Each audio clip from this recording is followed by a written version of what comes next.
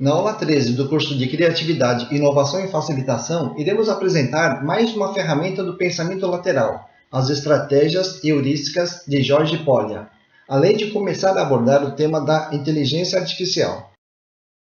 O matemático George Polya apresentou várias estratégias heurísticas para resolver problemas.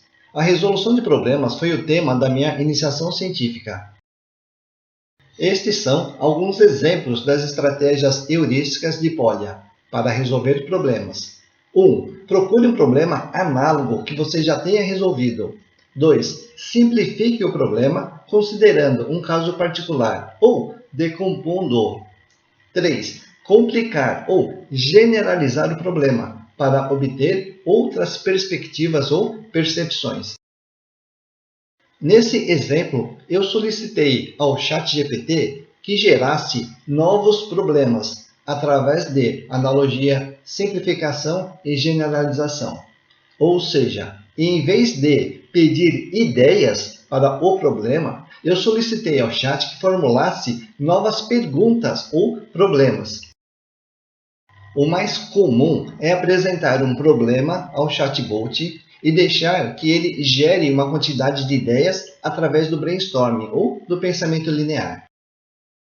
O que estamos apresentando nesta aula é a possibilidade de utilizar o conceito de estratégias heurísticas e o pensamento lateral para solicitar ao chatbot de inteligência artificial a geração de novos problemas ou temas. Isso, por sua vez, terá uma probabilidade maior de sugerir ideias criativas ou uma maior diversidade de opções. Nesta matriz de classificação, posicionamos as estratégias heurísticas de Polya como uma ferramenta do pensamento lateral para gerar novos temas ou problemas. Também demonstramos que podemos utilizar chats de inteligência artificial em conjunto com as ferramentas do pensamento lateral. Iremos apresentar nas próximas aulas que o facilitador precisa ter maestria na arte de fazer perguntas. Na nossa experiência como facilitadores, aplicamos as ferramentas do pensamento lateral para desenvolver esta habilidade de criar e selecionar novas perguntas. Eu, particularmente, utilizo as estratégias heurísticas de Polya com muito mais frequência do que o Scamper ou a análise morfológica para este fim.